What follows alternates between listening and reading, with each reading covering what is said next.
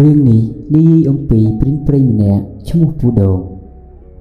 គាត់មានវ័យជាង40ឆ្នាំប្លាយទៅហើយគាត់មានប្រពន្ធនិងកូនចំនួន2នាក់ពូដូងជាព្រានដែលមានទ្វេដៃពូកែនិងធ្លាប់បបបាញ់សត្វច្រើនប្រភេទណាស់ហើយសត្វណាដែលគាត់បាញ់ហើយកម្រនឹងខុសណាស់ព្រោះតែគាត់ជាព្រានដែលធ្លាប់មានបទពិសោធន៍ច្រើននិងចេះអាគមអាមផងដែរដូចសពមួយដងដែរថ្ងៃនេះពូដូងនិងព្រាន5នាក់ទៀតបានប្រាប់ប្រពន្ធឲ្យរៀបចំបាយបំពង់ទឹកដើម្បីទៅបរបាញ់សត្វនៅឯព្រៃប្រហែលពី3ថ្ងៃម្ដងទើបគាត់ត្រឡប់មកផ្ទះវិញ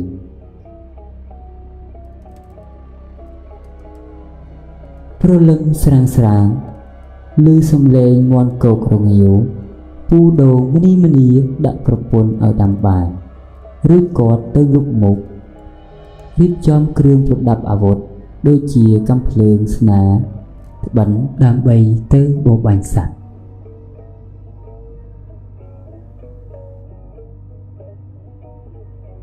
លុះថ្ងៃរះច្បាស់សូរិយាព្រានព្រៃយិត្រាម្នីចូលក្នុងព្រៃពេលទៅដល់ក្នុងព្រៃព្រានដើរកាប់ពណ៌ឫស្សីដាក់ជីអន្ទាក់សត្វនិងកាប់កូនឈើធ្វើជាធ្នាក់ពួននៅលើដើមឈើព្រោះថាយប់ប្រលប់មិនអាចសម្រាកផ្ទាល់ដីបានទេការពីសត្វសាហាវផ្សេងយាយជាដើមជាពិសេសសត្វខ្លាតែម្ដង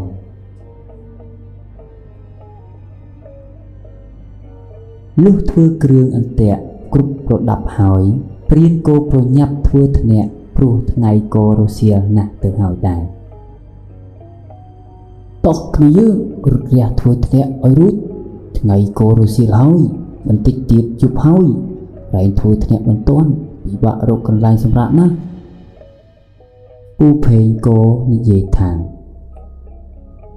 នឹងហើយដូងថ្ងៃនេះឯងធ្វើបានអន្ទាក់ប៉ុន្មានដែរពូដូងក៏ឆ្លើយតបលោកបងអើយមិនសូវច្រើនទេព្រោះជាប់បិទធ្វើព្រួយផងនិងដើររកពឹសពោះដាក់ចុងព្រួយផងពឹសពោះដាក់ចុងព្រួយភិកច្រើនគេប្រើពឹសពោះវែកដើម្បីងាយស្រួលបាញ់សត្វទៅសត្វនោះឆាប់ងាប់ពិសេសសត្វធំពូភេងនិយាយថាណ៎ហើយយីរវល់តែនិយាយគ្នាមេចង់ងឹតហើយតោះទៅអូមួយទឹកមួយប្រងសិនសឹងបាយទឹកពួកព្រានទាំងអស់ក៏ចេញដំណើរទៅមួយទឹកសម្អាតខ្លួនរួចស្រស់ស្រូបអាហារពេលល្ងាចរបស់ពួកគេយ៉ាងឆ្ងាញ់ពិសាខ្លះបានបុកអំបិលប្រសាំងខ្លះដុតត្រីខ្លះអំបិលប្រហុកដាក់ខ្ទិះរហិលទំនងស្រក់ទឹកមាត់ណាស់ហើយអន្លង់ក៏សម្បូរបែបមានទាំងត្រួយស្វាយខ្ចីត្រួយរាំងកញ្ឆែតត្រកួនខ្ចីក្រោយស្រស់ស្រូបអាហាររួចពួកព្រានឡើងទៅលើធ្នាក់រងចាំពួនចាំបាញ់សត្វធំដែលជាប់អន្ទាក់ហើយមិនទាន់មកនៅពេលប្រហែលជាង9យប់ពួកព្រានកំពុងតែពួនស្ទាក់លើធ្នាក់ស្រាប់តែព្រាននៅចុងគេបានធ្វើសញ្ញាដោយរួចឲ្យដឹងថាមានសត្វធំចូលមកហើយពូដូងជាព្រានដែលស្ទាត់ជំនាញគ្រាន់តែឮសំឡេងខ្យល់បក់សត្វចាបស្រែកស្ងាត់ខុសពីធម្មតាសម្រាប់ជើងសត្វជន់លើស្លឹកឈើងាប់ច្រោកគាត់ក៏ធ្វើសញ្ញាប្រាប់ទៅព្រានដទៃទៀតថាមានខ្លាដំបងមួយកំពុងតែដើរចូលមកហើយដោយឃើញសញ្ញាហើយព្រានទាំងឡាយបានប្រុងប្រៀបអាវុធដើម្បីត្រៀមបាញ់សត្វខ្លានោះក្នុងស្ថានភាពតានតឹងផងព្រានក៏ហាក់ដូចជាបារម្ភផងដែរដោយខ្លាចសត្វខ្លានោះធំវាពិបាកនឹងសម្លាប់ការនងស្នាត្បិនកំពុងតម្រង់ចំមុខសញ្ញាស្រាប់តែព្រានម្នាក់នៅចុងគេស្រឡាងកាំង ដោយប្រែជាឃើញប្រពន្ធរបស់ខ្លួនកំពុងតែបោកកូនហើយក៏ហៅគាត់ឲ្យចុះមកក្រោមអើវាចុះមកក្រោមបន្តិចមកខ្ញុំមានរបស់ផ្ញើឯងហូបម៉ែវាមិនក៏មកអីទាំងយប់ហ្នឹងឯងមិនប្រាប់ខ្ញុំមុនថាមកព្រានបំរុងនឹងតែចុះទៅក្រោមហើយស្រាប់តែពូដូងបាញ់មួយគ្រាប់សំដៅទៅលើប្រពន្ធព្រាននោះធ្វើឲ្យនាងដួលទៅនឹងដីស្រែកមួយទំហឹងអីយអើវាមិនក៏ឯងមិនជួយខ្ញុំផងព្រាននោះខឹងនឹងពូដូងខ្លាំងណាស់ស្រែកជេរទាំងកំហឹងទៅពូដូងអាដូងមិនក៏ឯងបាញ់ប្រពន្ធអញខំពោកូនមានរបស់ផ្ញើអញផងអញធ្វើអីឯងបានជាមកបាញ់ប្រពន្ធអញឯងចង់ស្លាប់ឬដោយឃើញបែបនេះពូដូងតបយ៉ាងលឿនចំគូតមានប្រាប់ប្រពន្ធកូនអត់ថាឯងទៅរកសត្វនៅឯព្រៃណាឯងមិនបានគិតមើលថាមិនក៏ប្រពន្ធឯងស្គាល់កន្លែងនេះហើយមកទាំងយប់ទៀតក្រែងអំបាញ់មិញឯងឃើញខ្លាដំបងមិនក៏ឃើញជាប្រពន្ធឯងវិញនេះមិនមែនជាប្រពន្ធឯងទេវាគឺជាព្រីខ្លាដែលតើអញនឹងបាញ់ឲ្យងាប់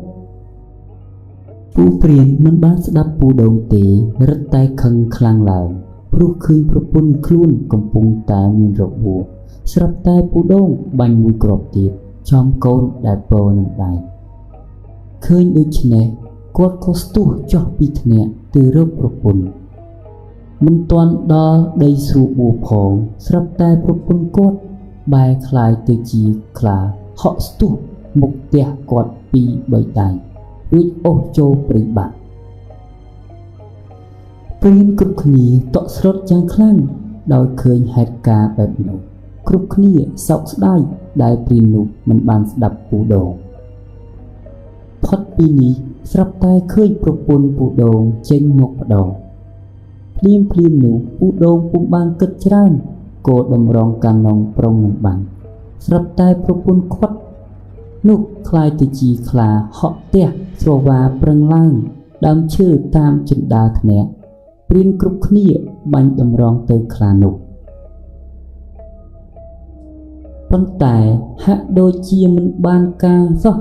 ដោយផ្លែអាវុធទាំងអស់មិនអាចមុតស្បែកខ្លានោះបានឡើយប៉ុន្តែសំណាងអដែរដោយសារតែពូដូងជាព្រានចេះអាគមក៏បានសូត្របាលីគាថាព្រោះដាក់មុខព្រួយបាញ់សំដៅទៅខ្លាត្រូវហូរឈាមវាស្រែកខ្ទរព្រៃហើយក៏បោសំដៅទៅក្រៅដោយឃើញស្ថានភាពមិនស្រួលពូដូងបបួលព្រានទាំងអស់កាន់អាវុធត្រឡប់ទៅផ្ទះវិញដោយខ្លាចខ្លានោះទៅរកប្រពន្ធនៅឯផ្ទះ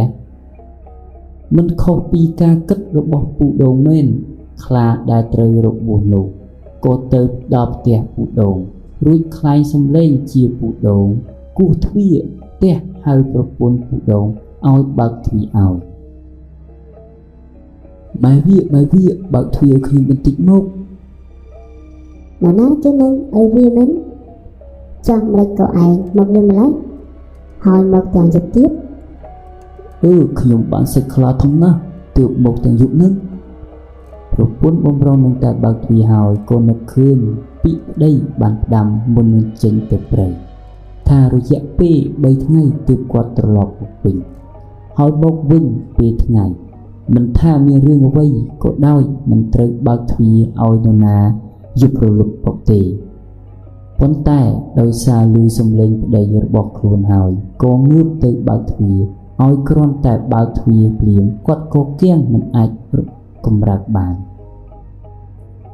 ដោយសារអ្វីដែលគាត់បានឃើញមិនមែនជាប្តីគាត់ទេគឺជាខ្លាដំបងដ៏ធំមួយ